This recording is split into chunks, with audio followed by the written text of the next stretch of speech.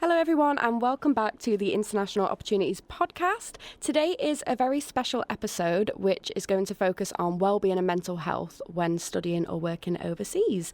And today I am joined by the lovely guest, Paige. Hello. Hey. Today we are going to discuss our experiences with mental health and give you our advice. So I went to Toronto last year. You're probably sick of hearing about that now in the podcast. But basically, I did suffer with some mental health problems while I was there, and there were challenges that I faced. So I thought it'd be a good idea just to share my coping mechanisms and any advice that I can give to students that are thinking of going abroad and they're worrying about their mental health or just worrying about challenges they might face. So yeah, we're not therapists, we're just students sharing our experiences. Do you want to introduce yourself, Paige? Yeah, so I'm Paige. I've done a few things for mental health, raising awareness and stuff. Currently got a podcast with some new episodes coming out, so I'm shouting that out, which focuses on mental health. I didn't study abroad, but the reason why I didn't was because I was stressed about how it was going to affect my mental health. Yeah. But as we'll go into, your mental health's going to be there regardless of where you are. Exactly. So I wish it's something I could have listened to one of these podcasts and been less afraid of. I struggle with OCD and anxiety the most. Those have really affected me over the years. And I think having learned to cope with them over my 3 years at university, now I'm I want to go everywhere, do everything, because I used to be so scared of airports and flying, whereas now I'm I can't wait to go abroad, I can't wait to travel. So yeah, it's not as daunting as you think. The thought of going abroad or far away from home where if something went wrong, I was no, but realistically there's going to be support systems no matter where you go, and especially traveling abroad through university, they're going to support you. Definitely. There's loads of support available. We've got the Ask Us team who have the Wellbeing service, and we've also got Disability and Inclusion, which also can class as mental health. Of course, having a mental health issue is classed as a disability. So, yeah. And also, a lot of the host institutions abroad, they tend to have their own support service. So you've not only got the service back home with Salford, you've also got... they have therapists available, they have all sorts at some of the institutions. Depends which one you go to, so we'll obviously do your research on what support they do have available. But I went to Humber College and they had a really good mental health support team. Oh, that's really good. Exactly. And whenever people were struggling, they saw people within a week. So that's really good. Yeah, it was really good. So there are always support systems. But there are going to be growing pains, issues that you're going to face with your visas, financial worry, loneliness. There's a culture shock. There can be language barriers, adapting to a new time zone and a work schedule. So there are a lot of different challenges that you're going to face. But my advice as a student is that these challenges are good to face because they help you learn and grow. And yeah, I don't know, since I've come back, things seem a lot more minor than they were before. I can imagine. I feel the same way about coming to university as a whole. I imagine it's a similar thing where if you're someone that is a bit anxious or a bit of a homebody like I was, coming to university was really daunting. Yeah. And now it's doesn't matter really. It's not that big of a deal. And it felt like the biggest deal in the world back then. Yeah. And now it's just it's so minor, and it's, I think, going to be the same way if you're traveling abroad. It probably seems so daunting, and then once you've done it, you're oh. I think the biggest thing is exposure therapy. Yeah. So true. Yeah, that's the best way to overcome an anxiety or a fear is exposure therapy. Yeah. Definitely. I was so nervous to go to the airport. I remember when I got to Toronto and I landed and my bags weren't there yet, and I was no, my bags haven't arrived and my SIM card wasn't working. Oh my God. So there were a lot of challenges as soon as I landed in Toronto. I would be having a meltdown. Yeah. I would have cried. It was tough, but there was a really nice lady that I sat next to on the plane, and she was don't worry, my daughter studied in Germany, so I know what it's like for students to go abroad. Also, I feel Canadians are so nice. Oh, they are. That automatically I'd feel safer because I'd be it's okay. Definitely, literally, she was so nice. She was I'll take you under my wing, just stay with me, we'll wait for our bags together, I'll call you an Uber, don't stress about it. That's so cute. So it's always good to speak to people and try and ask for help and ask for support. Also with friends back home and family back home, make sure you set out a time in your day where you can call people and like just especially with time zones and stuff. Yeah, it can get quite lonely sometimes, especially when you first moved somewhere, because like although you may meet loads of people on like the welcome day, you might also feel a little bit lonely because you're not surrounded by familiar people. So it's just having a time of the day where you can call them and say, I'm just struggling, like, can we have a chat? Yeah, or just check in, like, normally. I mean, I've got a friend who's currently doing study abroad at Canada. Ooh. And she is, like, obviously we message quite a lot and, like, check in on each other, because even though it's time zones, like, with texting and Snapchat messages, like, you can answer it whenever. And usually we're both awake at the same time, so it works out. But, yeah, it's so easy to just be like, hey, how are you? Like, you don't have to feel isolated from your friends back home just because you're not there. Because also at some point in life, you're all going to be off in different places, doing different things. So this is kind of like no different to that, I feel. Like, you'll get used to this whole thing of having to like catch up with each other over a text. And it doesn't mean that you're missing out on the friendship. Like, the friendship is still there. Definitely. I feel like once you get older, friendships do become more like distant, because you're all off studying, going to university, going abroad. Everyone's doing, like, all my best friends at the minute are away. Yeah. And it's like, it's tough when you get older. So even if you do go abroad, it's a good way of overcoming that challenge of being away from friends and being away from family, because people aren't going to always be around forever. Well, not always. Some people are always around forever. Like, that's great. My grand's never moved. But yeah, you just never know. So it's a good way of overcoming that challenge as well, like being independent and being on your own. That's a big thing that a lot of the students talk about in these podcast episodes, is how much independence they've gained. Yeah, I can imagine. It sounds like such a good opportunity to do that. Like I said, I really wish I had done it now. And like, don't make the same mistake as me. It doesn't have to restrict you as much as you feel like it does. It feels like the end of the world when you've got like mental health stuff going on. It feels like doomsday, but it's not. It's all in your head, I promise. And really, it's not that big of a deal. Like, your friends are still going to be here, your family's still going to be here, you can still talk to them and hang out with them over the phone. Like, support systems are always going to be there for you. They're not going to go away just because you've gone abroad. Exactly. That's the thing. It's like the loneliness side of it, really, that's really tough for people. But you have to tell yourself that this is temporary, and like, you have a whole future ahead of you with so many opportunities and so many people that you can meet and things that you can do. And it's just really like persevering and getting through those tough days. Yeah, and I mean, you're going to meet so many new people there as well, I imagine, because it's like you're all on the same situation kind of thing half the time, that like you're automatically going to become friends. Even though I've not done a year abroad, I've done some like theatre stuff where I've ended up being like in London and everything, and obviously I was very much like, I hadn't gone to uni yet, so I was very culture shocked, like what the hell is going on? But I was like, as a little northerner, but I was like immediately friends with people. Everyone was just really welcoming and really nice, and like it was like very immediate. And now it's like very much like whenever I'm in that group of people, it feels like a bit of home in itself, no matter where we are. So like, I can imagine at least that that's probably a similar situation with studying abroad. You definitely like find your own, like your second home, really, and you do immerse yourself into a whole new like community and culture of people. When I went to Canada, it's one of the most international like cities that you can go to. So I had friends from literally all over the world. That's so cool. And it's just amazing to like meet so many different types and of like people. Network and connect to people. That sounds so fun. Because on like the first day when I got there was a welcome event, and I was having like a bit of like an anxious day because I was just away from everyone, and I felt a bit like, oh my gosh, what am I doing here? Like, this is crazy. I was used to like living on my own since I was like 17 as well, and I was like living with somebody. So it just was like all very like, whew, like I'm used to my stability. That's a big thing for my mental health, is I need stability, and I need like my home. So it was kind of weird to like put myself out my comfort zone and live with somebody. Like, I was so used to living on my own. But yeah, anyway, I'm getting a bit off track. But with the welcome event, I really wasn't going to go that day because I was just a bit anxious and overwhelmed. And then I just thought like, I need to get there. And I arrived there literally like anxiety sweats. I turned up and I was just so nervous. And it was like one of those mixes where you have to like do like icebreakers and stuff.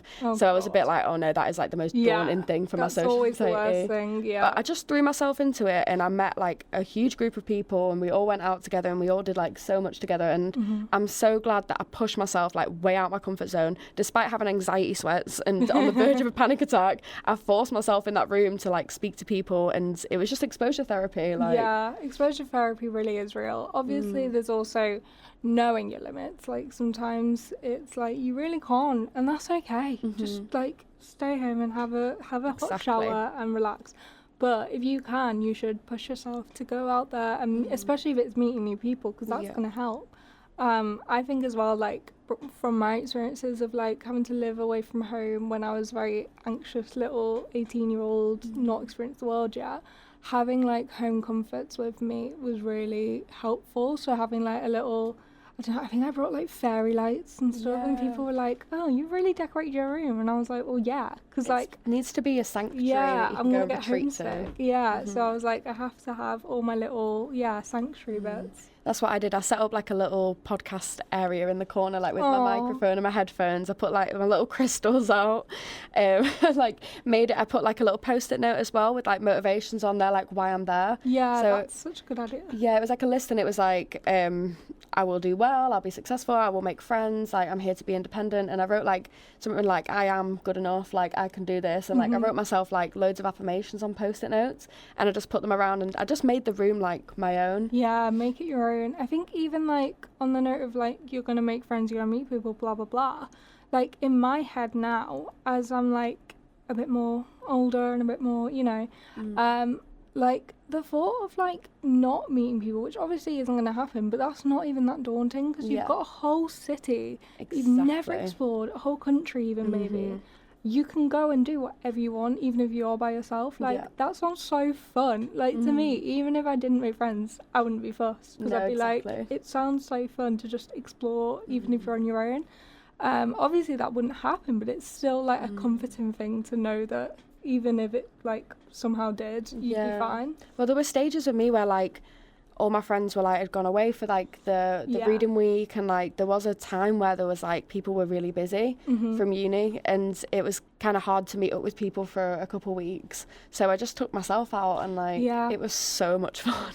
I went to like Toronto Island, I went for like really nice walks in the park, and it was just like so nice, and I just enjoyed my own company. I had like a little cafe that I used to go to every morning, and like sit in there, and I ended up chatting to the people that worked in there, and I'd go every morning. So nice. Yeah, literally that, because like even when you're at home, that's still probably going to be an issue. Like I literally relate to that so much, in the sense of like having, like at the start of this semester there was like a good month, I think, where like everyone was so busy and like no one was free. It's hard, isn't it? Yeah, and I was struggling mentally, so it was really difficult, but I just sort of like took myself out and like had a little self-date, and the thought of doing that in another country sounds so exciting. It is so nice. It's like the best feeling ever, but I like doing that anyway here. Like, to be fair, before I went to Toronto, that was kind of the reason I wanted to go, because when I joined uni I was really old compared to everyone else. They were all like 18, 19. So I didn't really fit in straight away, and I'd moved from a hometown where I had so many close friends and like loads of people at my fingertips to a place where I didn't know anybody, and I was just like really lonely. So I thought, you know what, this is going to be a good way of me getting out there, like getting a new social battery, because I'd kind of lost it by the time I moved to Manchester. I was like, I can't make new friends, and I was really struggling. So it did kind of give me a way of like being more extroverted and like meeting people easier, and like I feel like since I've come back I'm way more social, I'm way more up for just saying yes to things and doing things as well. And I probably would have got that experience in my second year of uni, but like it was good to go abroad and get that experience as well, because I think having it in a different culture as well, like it just sounds very exciting. Like of course you're still going to develop even if you stay at home, but I think like the thought of being able to do it somewhere else just sounds really fun, because you've just like immerse yourself in this whole new culture, and that sounds like just fun. I don't know, it just sounds fun. It's really good, and even just meeting like random people, like you'll just be sat somewhere and someone will start talking to you, and just have the most random conversations with people. But I can imagine that with Canadians, they're very chatty, friendly. If they overhear a British accent, they're literally like, oh my god. Yeah, I've got family in Canada, so have you? Whereabouts? Toronto area. No way. So no, I get what you mean. They're very, very friendly. But it's lovely. It is. I feel like that would be really comforting for me. I feel like if I was going to do a study abroad, I would have gone to Canada for that reason, because it's like a nice comfort to know that they're really nice. Definitely. Everyone was just so welcoming and like just willing to like help you out or Oh. yeah, give you advice, and like everybody wants to like make new friends as well. Yeah, exactly. Like everyone, it's like what you get told at the start of uni. Everyone's in the same boat. Like Exactly. I do talks for like students that are coming into university. So I just did one the other week to like loads of kids, and I was like, guys, I know it's so cringy and I know everyone says it, but you're all in the same boat. Like just message someone and be like, do you want to go for a coffee? Exactly. Like it's not cringe, it's not weird. It's like everyone's in the same situation and they'll appreciate you doing it. Definitely. It's just putting yourself out there as much as you can. 100%. And don't be embarrassed to ask somebody like, oh, we should hang out, let's do something, because 9 times out of 10 like they're probably thinking the same thing and want to hang out with you, but they just feel awkward to say it. But when you go to like a university abroad, because you're an international student as well, it makes you really interesting to everyone and they will just all be like asking you questions and want to be your friends. So don't even stress about making friends. And even if you don't like, and that's another thing, people think like if you go abroad you have to make friends for life as well. Like I definitely did, but some people don't, and like that's okay. Like you're making connections and you're still meeting people and like learning new skills, and it's just it's not like a waste of a friendship. Like you're still meeting people that will show you around and you know, like give you good experiences. So don't like put pressure on yourself to make the bestest friends for life. It's not that deep. Exactly. It's not. Just go and like embrace it. Just embrace like the opportunity, embrace like everything that's given to you, because it's just definitely, it's so much fun. Maintaining well-being, what would you say are like your top tips? Ooh, okay, so for me, well-being wise, I journal. So I like to write in a diary, journal. Something that I've been trying to do more recently is just like spend some time with myself, because that's like one of my love languages. You know, like the 5 love languages, whatever yours is, like make sure to give it to yourself. I also do yoga, which I really enjoy. Love yoga. That's been like my saving grace. I go to Wellness of Manchester yoga sessions on a Wednesday morning. They're free immediately, so if you're around and you want to go to one. I've gone to a couple of, I used to go to them when I first moved into my flat. I need to go back. She's so lovely. But yeah, I'm sure like wherever you go though, like whenever I go on holiday and stuff, I'm like Googling like places near me that do yoga, because it's just like really, it's good for my body as someone with like a physical disability as well, but it's also good for me mentally. And then also I take medication, which is like a bit of a taboo, but like it shouldn't be. I feel like saying that people are like, oh, but like it's not like that. Again, it's not that deep. Especially if it's like a chemical imbalance or like if you need medication, you need medication. You need medication. Like. Yeah, I was so scared to take medication because I feel like most people probably would have heard this, but I had so many people being like, once you start taking it, you can't stop. And I was like, oh no. So it put me off it for a good like decade. And then I hit a point where I was like, well, clearly my mental health isn't going to improve any more than it has. So what is the difference if I can't stop taking it? Like if it's going to help me, it's going to help me. You've tried everything that you possibly can. And do you know what, it did help. And actually like now I feel like I could like be eased off it and be fine, because it gets you into that pattern of thinking that's like more mentally healthy. And yeah, there's just so many things that like I've done therapy through the Wellbeing service at uni 3 times now, and they're always really great. I would recommend, you know, if you're struggling. They also do online appointments, so I'm sure even if you were studying abroad, like they would probably still offer the service. That's really good. Yeah, because I've done 2 out of the 3 session therapists I've seen were online, over like Zoom. So I think it's really accessible. They're really good. They're literally trained to do this, and it's really helped me out. So yeah, those are like my main things, I think. What about you? Advice. Definitely yoga. I've actually started doing it every single day. I started at the wellness club. Yeah. It's so good though, isn't it? Like I used to think like, oh, yoga. Yeah, same. Like it's just for fancy people, but it's actually not. Like I've got my little yoga mat, and every morning and before bed as well sometimes, like I just do like a good stretch, even if it's just like 5-10 minutes. There's a really good person on YouTube, Yoga with Adrian. Yeah, I know who you mean. She's really good. Like I just watch her videos. Sometimes she's got a little dog next to her and she's just doing yoga with a dog, and I just find it like so relaxing, just putting it on the TV and like just getting my yoga done. It just like stretches your body. It helps you like breathe and just reconnect with yourself, because like we just have so many thoughts and it's like it sounds so like wooey-dooey, like, yoga. But it really like, works. It does. It genuinely works. Definitely. I find when I'm doom scrolling, like my therapist said this to me, so that's one thing as well. I've been seeing like a life coach / alternative therapist for like 4 years now, and she has like done like wonders for my mental health. I am a different person to who I used to be. It's insane. Honestly, I used to have a lot of anger issues. I used to suffer really bad with depression, anxiety, like really bad panic attacks. I had PTSD. So it was just like I had a lot of mental health issues growing up. Like unpack. Yeah, and I did see like a psychologist who really helped me. I did about 8 sessions with a psychologist that I paid for privately because the NHS waiting list at the time was like a year. Yeah.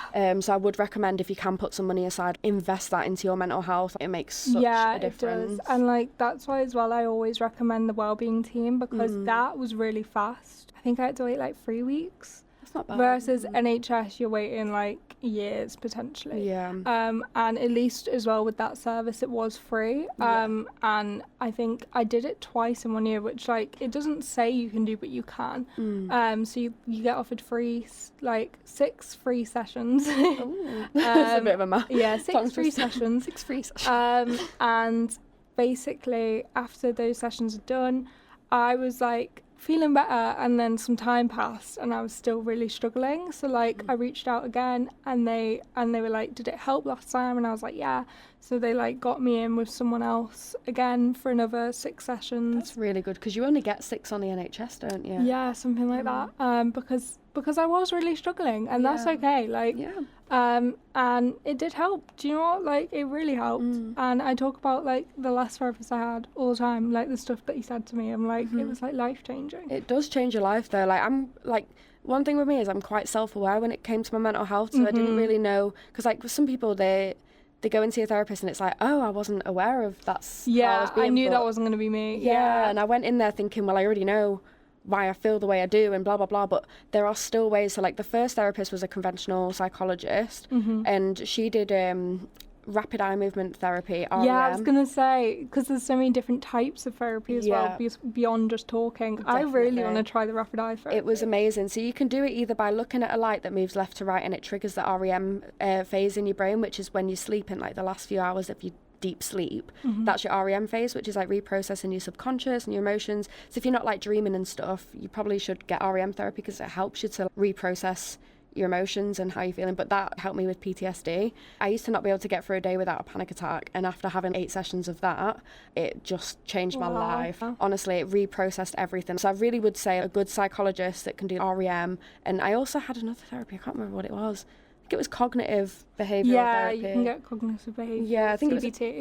I think it was a bit of that, and then I had the REM one as well, which was, I'd say that was amazing. And like obviously once I'd got rid of all the PTSD side of things, I had like anxiety and a bit of depression and like low moods, and I was struggling a lot. One thing I did realise was birth control. Now that is like crazy for your hormones, so if you do feel like you're out of control, check your hormones that you're taking on your birth control. That was one thing that was really causing me a lot of anxiety. But then I went to an alternative therapist. I got reflexology, I've had a bit of hypnotherapy, I've had a bit of Reiki. I know it sounds all like voodoo, but genuinely that stuff really helps and changed my life. It sounds like it does. I'd love to try some of those kind of things. But yeah, I think that's so important, like highlighting there's more than just talking therapy, because I felt the same way. I was like, I've got OCD, like of course I self-analyse, like that's all I do. Exactly. So I was like, there's nothing that can be done that I don't already know about. There's nothing you can tell me about myself that I don't already know. So I think like having that approach instead of like there's more than just being told stuff or talking about it. There's more beyond that to therapy, if it is what you need or if it is what you want to access. Yeah, definitely. It shouldn't be as a taboo as people make it out to be. Everyone needs a therapist, even the most sane people. Honestly, yeah, because even the most sane people, you're probably not sane. Yeah. No, you probably need somebody. You probably need someone.